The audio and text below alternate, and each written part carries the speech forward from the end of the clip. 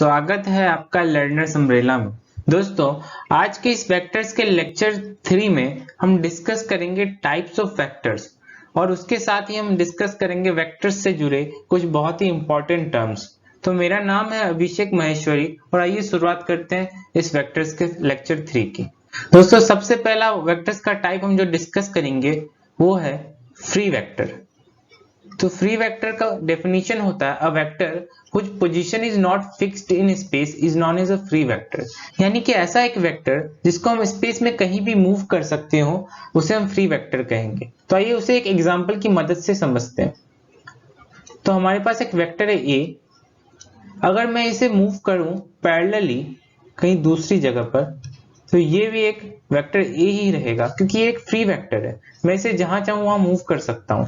मैं इस तरह से भी मूव कर सकता हूं और अगर मैं चाहूं तो इस वेक्टर को इस प्लेन से उठाकर यानी कि जो ये स्क्रीन है इस स्क्रीन से उठाकर थोड़ा सा ऊपर लाकर भी इसे दिखा सकता हूं। तो ये फ्री वेक्टर होगा जो कि अभी मेरे लिए पॉसिबल नहीं होगा, लेकिन ये हम कर सकते हैं फ्री वेक्टर के केस में।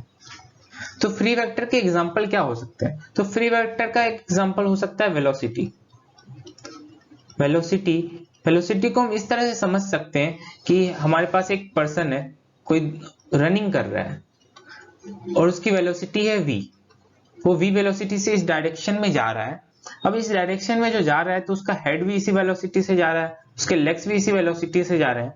तो हम इस पूरे वेलोसिटी वेक्टर को ऊपर से नीचे तक कहीं पे भी मूव कर सकते हैं और ये वेक्टर सेम ही रहेगा, ये डिफरेंट नहीं होगा। दोस्तों, यहाँ एक नोट करने वाली बात ये है कि मैं इस ए वेक्टर को, ये जो हमारा एग्जांपल था, इस तरह से थोड़ा सा भी एंगल इसका चेंज नहीं कर सकता हूं, तब ये ए वेक्टर नहीं रहेगा। तब इसे हम फ्री वेक्टर के रूप में मूव नहीं कर सकते क्योंकि इसका डायरेक्शन ही चेंज हो गया है। तो ये रहा हमारा फ्री वेक्टर का एग्जाम्पल। दोस्तों, आइए डिस्कस करते हैं हमारा दूसरा टाइप ऑफ वेक्टर जो कि है localized vector. A vector with a fixed position in space is called a localized vector। यानी कि ऐसा वेक्टर जिसको अगर मैंने यहाँ पे ड्रॉ कर दिया, कहते हैं हमारे पास एक बी वेक्टर है, इसको अगर मैंने यहाँ पर ड्रॉ कर दिया तो मैं इसे यहाँ से मूव नहीं कर सकता हूँ। ये एक लोकलाइज्ड है यानी कि इसकी पोजीशन फिक्स्ड है स्पेस में। तो इसका एक एग्जांपल हमारे पास हो सकता है फोर्स। तो ये रहा हमारे पास फोर्स वेक्टर। तो अगर कोई पर्सन है जिस पे आप फोर्स लगाते हो, यानी कि मैं कहता हूं एक पर्सन है जिसके आप हेड पे फोर्स लगा रहे हो, एफ वेक्टर। अगर हेड पे लगा रहे हो और वहीं आप सेम मैग्नीट्यूड का फोर्स और सेम डायरेक्शन के साथ उसके लेग्स पे लगा रहे हो तो क्या दोनों का इफेक्ट सेम होगा? नहीं दोस्तों, दोनों का इफेक्ट डिफरेंट होगा। यानी कि ये वेक्टर और ये वेक्टर डिफरेंट है। तो इसलिए हम फोर्स को एक लोकलाइज्ड वेक्टर कह सकते हैं। यानी कि इसे अगर हम मूव करते हैं तो ये एक वेक्टर डिफरेंट हो जाता है, ये सेम वेक्टर नहीं रहता। अब आइए दोस्तों डिस्कस करते हैं कुछ बहुत ही इंपॉर्टेंट टर्म्स जो कि हमें वेक्टर्स में काम आते हैं। तो सबसे पहला हमारा इंपॉर्टेंट टर्म है like and unlike vectors. Vectors with same direction are called like vectors while vectors which have opposite direction are called unlike vectors. यानी कि ऐसे वेक्टर्स जिनका डायरेक्शन सेम हो। तो मैं अगर एग्जांपल की मदद से आपको समझाने की कोशिश करूं, एरो की मदद से मैं एक वेक्टर ए बनाता हूं और एक दूसरा वेक्टर है हमारे पास बी वेक्टर। तो इनकी डायरेक्शन हम देख सकते हैं सेम है। तो डायरेक्शन सेम होने की वजह से ये दोनों लाइक वेक्टर्स हुए। वहीं मैं और भी इस तरह के एग्जांपल्स बना सकता हूं। इनके डायरेक्शन भी, ये ए स्मॉल ए और ये स्मॉल बी वेक्टर, इनकी डायरेक्शन भी सेम है, तो ये हुए लाइक वेक्टर्स। वहीं अगर हम बात करें अनलाइक वेक्टर्स, तो अनलाइक वेक्टर के केस में अगर हमारे पास एक एग्जांपल है सी वेक्टर का, तो उसके एकदम अपोजिट डायरेक्शन में जो वेक्टर बनेगा यानी कि ये डी वेक्टर, ये होगा हमारा अनलाइक वेक्टर। अनलाइक वेक्टर यानी कि इन दोनों की डायरेक्शन एकदम अपोजिट है एक दूसरे के। मैं अगर इस सी वेक्टर को 180 डिग्री रोटेट करता हूं तो ये हमें डी वेक्टर मिल जाएगा। वहीं अगर हम यहाँ पे सिर्फ डायरेक्शन की बात कर रहे हैं, यहाँ मैग्नीट्यूड का कोई भी जिक्र नहीं हो रहा है, इसे आपको ध्यान में रखना होगा। आइए अब देखते हैं हमारा दूसरा टर्म इक्वल वेक्टर्स। तो इक्वल वेक्टर्स का हमारा डेफिनेशन होता है vectors that have equal magnitude and same direction. यानी कि दो ऐसे वेक्टर्स, मैं कहूं हमारे पास एक वेक्टर ए है और एक वेक्टर है ई वेक्टर, और इन दोनों का मैग्नीट्यूड है, का मैग्नीट्यूड 5 यूनिट्स है और ई वेक्टर का मैग्नीट्यूड भी 5 यूनिट्स है। तो इन दोनों वेक्टर का मैग्नीट्यूड है 5 यूनिट्स, यानी कि इनका मैग्नीट्यूड इक्वल है और इनकी डायरेक्शन जो है वो भी सेम ही है। तो ये दोनों वेक्टर कहलाएंगे इक्वल वेक्टर। यानी कि same direction and equal magnitude, इसी को कहते हैं हम इक्वल वेक्टर्स। अब आइए देखते हैं दोस्तों कुछ और इंपॉर्टेंट टर्म्स हमारे वेक्टर्स में। Co-initial and co-terminal vectors. Vectors with same starting point are called co-initial vectors and vectors that end और terminate at the same point are called co-terminal vectors. तो दोस्तों इसमें आपको नाम से ही पता लग रहा होगा को इनिशियल और को टर्मिनल, यानी कि जिनका इनिशियल पॉइंट सेम होगा उनको हम को इनिशियल कहेंगे, वहीं जिनका एंड पॉइंट सेम होगा उसे हम को टर्मिनल वेक्टर कहेंगे। तो इसे हम इस तरह से समझ सकते हैं।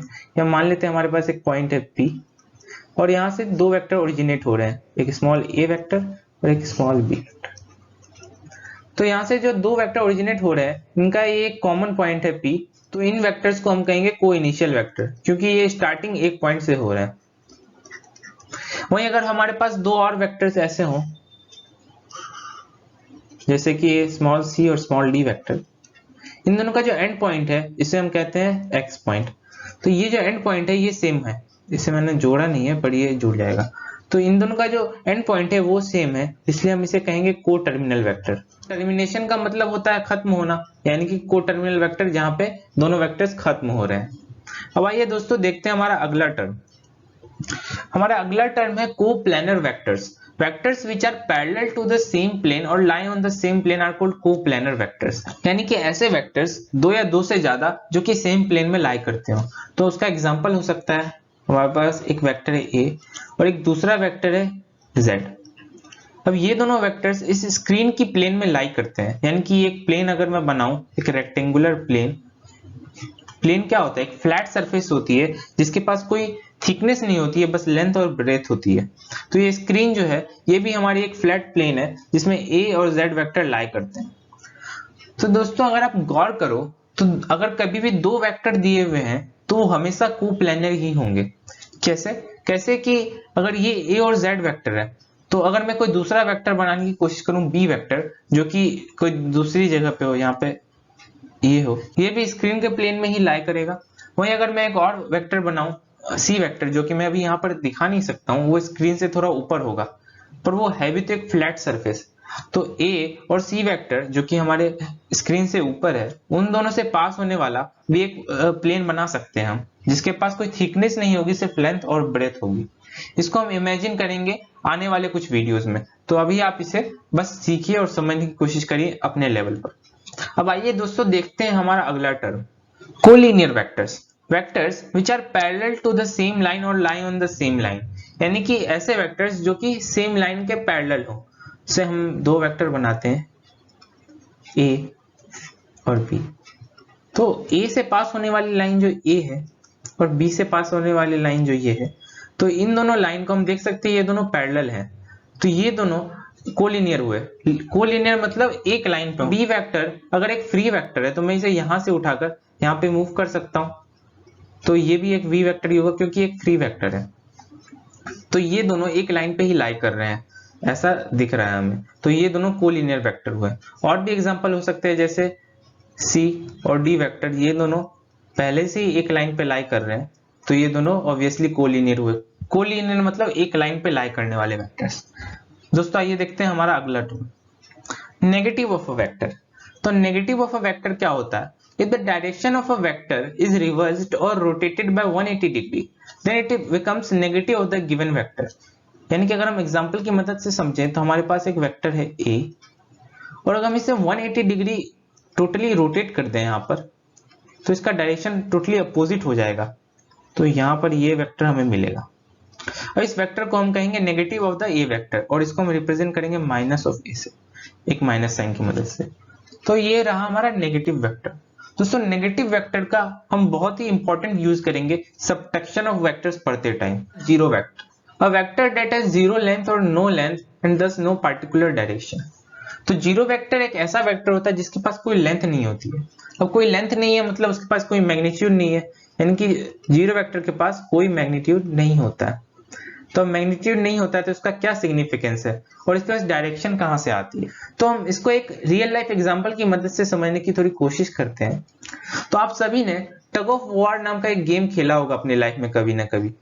तो टग ऑफ वॉर में क्या होता है मैं आपको बता देता हूँ। उसमें एक रस्सी होती है जिसमें दोनों टीम्स होती हैं, एक साइड से फोर्स लगा रही होती है एक टीम और दूसरी साइड से एक दूसरी टीम फोर्स लगा रही होती है।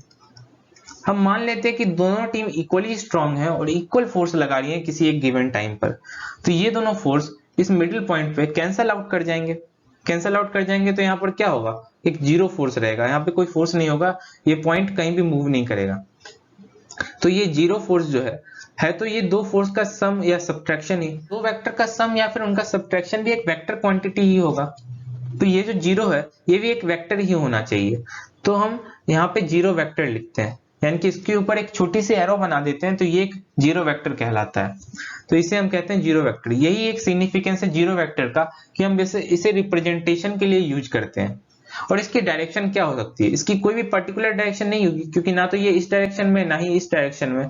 तो आप जो चाहें इसका कोई भी डायरेक्शन ले लें, पर उससे कोई फर्क नहीं पड़ेगा, क्योंकि डायरेक्शन होने से भी कोई फर्क नहीं पड़ेगा, क्योंकि इसके पास कोई मैग्नीट्यूड ही नहीं है जिसकी मदद से ये कोई एक्शन कर पाए। तो दोस्तों इसको रिप्रेजेंट हम करते हैं, रिप्रेजेंट करने के लिए जीरो वेक्टर को हम यूज करते हैं रिप्रेजेंटेशन। जीरो के ऊपर एक छोटी सी एरो बनाते हैं, या फिर हम जैसा हमने पिछले वीडियो में पढ़ा था जीरो को बोल्ड करके लिख सकते हैं टाइप्ड डॉक्यूमेंट में, तो ये जीरो वेक्टर को डिनोट करेगा। तो दोस्तों आइए अब देखते हैं वेक्टर में सबसे इंपॉर्टेंट टर्म जो है पोजीशन वेक्टर। ये पोजीशन वेक्टर आपको आने वाले दूसरे चैप्टर्स में भी काफी काम आएगा फिजिक्स के, तो इसे अच्छे से समझने की कोशिश करिएगा। A vector that gives us position of a point with respect to another point, जिसको कि हम रेफरेंस पॉइंट भी कह सकते हैं, इज कॉल्ड पोजीशन वेक्टर। यानी कि ऐसा वेक्टर जो कि हमें किसी पॉइंट का पोजीशन बताए स्पेस में। अब हमारे पास एक पॉइंट P है, इसका पोजीशन अगर हमें बताना है तो पोजीशन का मतलब क्या होता है, पोजीशन मतलब कि इस पॉइंट का एड्रेस क्या है स्पेस में। अब आपके घर का कोई एड्रेस हो सकता है, कोई भी रोड नंबर होता है, वार्ड नंबर होते हैं, तो ये जो हमारा पोजीशन वेक्टर है इस पॉइंट का एड्रेस हमें बताएगा स्पेस में। तो हम इस पॉइंट का एड्रेस निकालने के लिए कुछ स्टेप्स हैं जो कि करेंगे। सबसे पहले तो हम कोऑर्डिनेट ज्योमेट्री अगर आपने थोड़ी सी भी पढ़ रखी हो तो हम कोऑर्डिनेट एक्सिस बनाएंगे। हमारे पास एक्स और वाई एक्सिस होते हैं, हम इसे एक्सटेंड भी कर सकते हैं, ये नेगेटिव एक्स और ये नेगेटिव वाई बनाने के लिए। तो ये पॉइंट P जो है, अब इसका पोजीशन हमें डिफाइन करना है विथ रिस्पेक्ट टू इस ओरिजिन। ये हमारा रेफरेंस पॉइंट रहेगा। नॉर्मली हम रेफरेंस पॉइंट ओरिजिन को ही लेते हैं, पर ऐसी कोई जरूरी नहीं है कि हम सिर्फ O को ही रेफरेंस पॉइंट लें, हम कोई दूसरा पॉइंट भी ले सकते हैं, वो हम आगे देखेंगे। तो अगर हम इसे पिक्टोरियली रिप्रेजेंट करें पोजीशन वेक्टर को, तो O से ड्रॉ होने वाली एक लाइन हम बनाएंगे। तो ये रहा हमारा position vector of P with respect to O, इसे हम RP वेक्टर से डिनोट कर सकते हैं। वहीं अगर हम कोई दूसरा पॉइंट बात करें, हमारे पास एक पॉइंट C है, अगर हम यहां से पास होने वाली एक वेक्टर लाइन बना दें तो ये रहा हमारा RC वेक्टर। तो यहां हमने इस पॉइंट P और पॉइंट C के पोजीशन वेक्टर को पिक्टोरियली रिप्रेजेंट किया है। अगर हम चाहें तो इसे मैथमेटिकली रिप्रेजेंट भी कर सकते हैं, जैसे कि हम कहते हैं इस x एक्सिस के साथ अगर ये RP वेक्टर थीटा एंगल बना रहा है, तो हम इसे RP वेक्टर को इस तरह से लिख सकते हैं। हम जानते हैं कि हम मैग्नीट्यूड किसी भी वेक्टर का उसके मॉडुलस के साथ लिख सकते हैं, तो ये मॉडुलस ऑफ RP और ये थीटा एंगल, ये हुआ हमारा मैथमेटिकल रिप्रेजेंटेशन। वहीं अगर हम बात करें पॉइंट C की, तो इसका जो पोजीशन वेक्टर है RC, और अगर हम मान लें ये एंगल अल्फा है, तो हम RC वेक्टर को इस तरह से रिप्रेजेंट कर सकते हैं, मैग्नीट्यूड ऑफ RC, ये रहा हमारा एंगल अल्फा। तो दोस्तों ऐसा जरूरी नहीं है कि हम पोजीशन वेक्टर को सिर्फ ओरिजिन के रिस्पेक्ट में ही डिफाइन करेंगे। अगर हम चाहें तो इस C पॉइंट का पोजीशन हम P के रिस्पेक्ट में भी डिफाइन कर सकते हैं। जैसे कि यहाँ पर अगर मैं पिक्टोरियली ड्रॉ करने की कोशिश करूं, तो ये हमारा position vector of C with respect to P हो जाएगा, RCP। तो ये हमने पिक्टोरियली रिप्रेजेंट कर दिया। वहीं अगर हम मैथमेटिकली बात करें, तो ये एंगल जो ये लाइन बना रही होगी, इसको हम मान लेते हैं बीटा। तो अगर हम मैथमेटिकली रिप्रेजेंट करने की कोशिश करें RCP को, तो RCP हो गया हमारा मैग्नीट्यूड ऑफ RCP, और ये एंगल हो गया हमारा बीटा। तो दोस्तों यहाँ हमने सिर्फ थोड़ा सा रिप्रेजेंटेटिव वे में इसको डिस्कस किया है। अब एक न्यूमेरिकल की मदद से हम पोजीशन वेक्टर को और अच्छे तरीके से समझने की कोशिश करते हैं। A person starts from origin O and goes 3 km in the east direction, that is positive x-axis. Then he turns 90 degree to his left and goes 4 km in the positive y-axis, जो कि यहाँ पे north की direction होगी. Represent the position vector of the final destination of the person both pictorially and mathematically.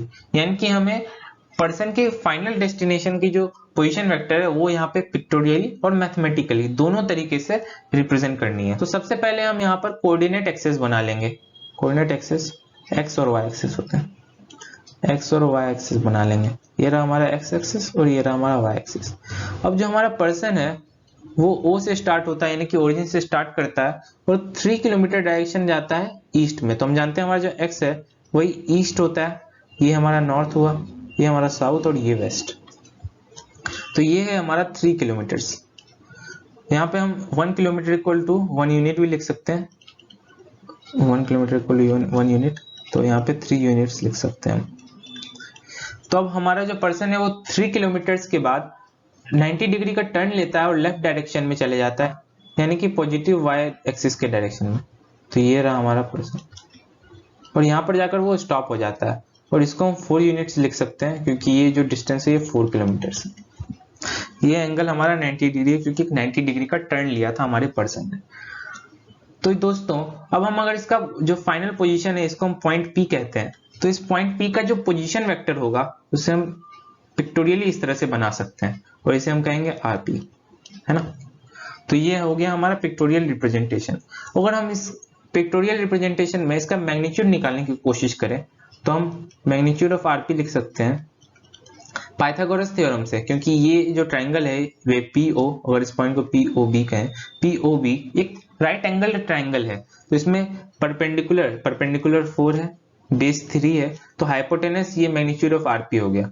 तो magnitude of जो RP है उसको हम √3 स्क्वायर प्लस 4 स्क्वायर लिख सकते हैं। तो ये हो गया हमारा √9 प्लस 16 इक्वल टू टोटल अगर हम इसका निकालें तो ये 5 यूनिट्स हो जाएगा। तो हमारा जो मैग्नीट्यूड आ गया वो आरपी का 5 यूनिट्स आ गया। तो ये रहा हमारा पिक्टोरियल रिप्रेजेंटेशन। वहीं अगर हम बात करें मैथमेटिकल रिप्रेजेंटेशन की तो ये एंगल हमारा थीटा है। थोड़ी बहुत ट्रिग्नोमेट्री पढ़ रखी है क्लास 10th में, तो मैं आपको यहाँ बता देता हूँ। साइन ऑफ थीटा होता है परपेंडिकुलर अपॉन हाइपोटेनस, यानी कि यहाँ पे 4 अपॉन मैग्नीट्यूड ऑफ आरपी। तो ये जो मॉड ऑफ आरपी है यहाँ पे हमने कैलकुलेट किया, ये 5 आया है हमें, तो ये 4/5। तो ये थीटा इक्वल टू हो जाएगा साइन ऑफ इनवर्स ऑफ 4/5। इसको आप कैलकुलेट भी कर सकते हो कैलकुलेटर से। यहाँ पे मैं आपको बता देता हूँ कि ये थीटा क्या आएगा, ये आएगा 53 डिग्री, यानी कि जो थीटा एंगल है ये 53 डिग्री आया हमें। तो अगर हम मैथमेटिकली रिप्रेजेंट करना चाहें आरपी को तो magnitude of RP equal to हमारे पास इसका जो मैग्नीट्यूड है वो पहले से दिया हुआ है 5 यूनिट्स और एंगल हमारे पास आ गया 53 degree with respect to X axis. तो ये जो एंगल है 53 डिग्री है। तो दोस्तों हमने इस एग्जांपल में पोजीशन वेक्टर ऑफ पी जो कि हमारा पर्सन का फाइनल डेस्टिनेशन पॉइंट था उसको मैथमेटिकली और पिक्टोरियली दोनों तरह से रिप्रेजेंट किया। आने वाले वीडियो में दोस्तों हम वेक्टर अलजेब्रा की बातें करेंगे। वेक्टर अलजेब्रा में वेक्टर एडिशन होता है, वेक्टर सब्ट्रैक्शन होता है और वेक्टर मल्टीप्लिकेशन भी होता है। तो दोस्तों बने रहिए आप हमारे साथ, मिलते हैं अगले वीडियो में।